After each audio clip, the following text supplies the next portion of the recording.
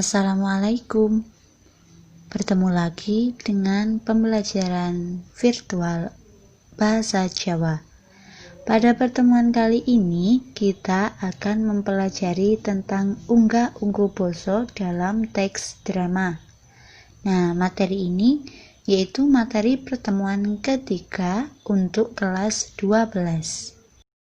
Adapun kompetensi dasar pada pertemuan kali ini yaitu 3.14 mengidentifikasi, memahami, dan menganalisis penggunaan bahasa lisan dalam berbagai situasi sesuai tata krama. 4.14 melakukan simulasi penggunaan bahasa daerah dalam berbagai konteks sesuai dengan tata krama.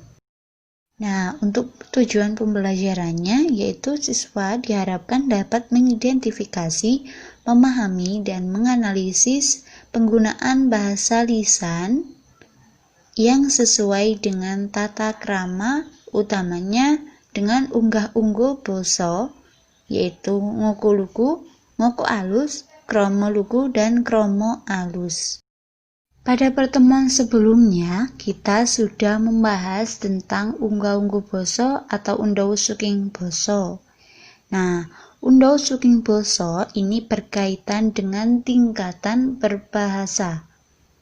Sudah kita ketahui pada pertemuan sebelumnya bahwa bahasa atau undhau suking basa itu dibagi menjadi dua, yaitu basa ngoko dan basa kromo.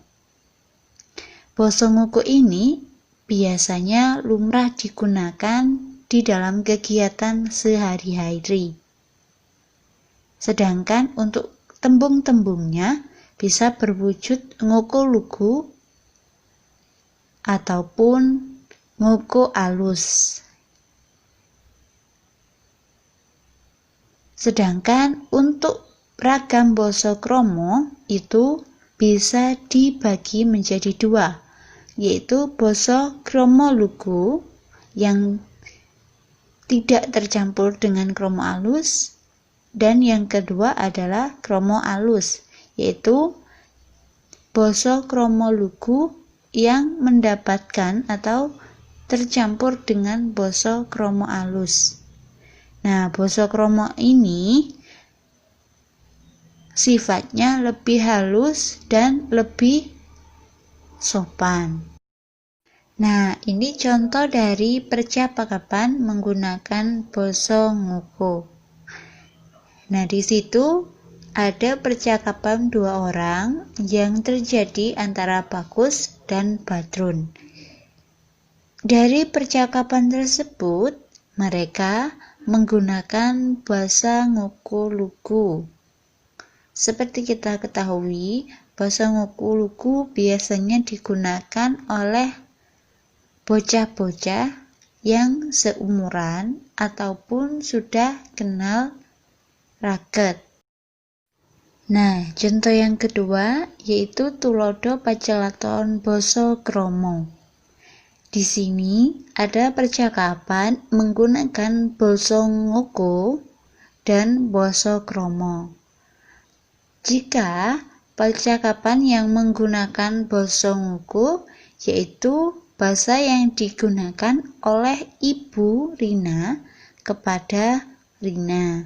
Sedangkan untuk percakapan yang dilakukan Rina kepada ibunya itu menggunakan bahasa kromo alus. Makanya kromo alus biasanya digunakan untuk orang yang lebih tua atau orang yang diajeni atau dituakan. Nah, biasanya percakapan basa kromo ini, khususnya kromo lugu, itu dilakukan oleh orang yang lebih muda kepada orang yang lebih tua, utamanya ketika kita berbicara dengan orang tua kita ataupun guru-guru kita, yaitu harus menggunakan basa kromo lugu, kromo alus atau kromo inggil. Tulodo pacelaton basa ngoko alus. Nah, di sini ada sebuah percakapan oleh ibu dan bapak, yaitu seorang yang memiliki hubungan suami istri. Nah, di sini agar ibu mengajeni seorang suami, maka ibu menggunakan bahasa ngoko alus. Sama halnya ketika bapak berbicara dengan ibu, maka bapak juga menggunakan basa ngoko alus. Contohnya, bapak wis dahar. Nah, kata dahar di situ menunjukkan kromo alus. Sedangkan bapak wis dahar, maka wis itu termasuk ngoko dan dahar termasuk kromo alus, maka dalam pernyataan itu menggunakan basa ngoko alus. Nah, pada percakapan kedua, bapak bilang bahwa wis ngenteni ibu kesuwen, dak kira durung kondur. Nah, di situ bapak juga menggunakan bahasa ngoko alus. Kenapa menggunakan bahasa ngoko alus? Sebab bisa dilihat pada kata kondur itu menunjukkan bahwa termasuk dalam ragam bahasa kromo alus. Maka pada percakapan itu bapak menggunakan basa ngoko alus. Nah, sama halnya ketika bapak berbicara tentang Mas Danu, berarti wong katelu yang ada hubungannya dengan materi sebelumnya. Ketika kita membicarakan orang ketiga atau wong katelu, wong sing digunem, maka harus menggunakan basa ngoko alus atau kromo alus. Jadi di situ bapak menggunakan kata ngasto.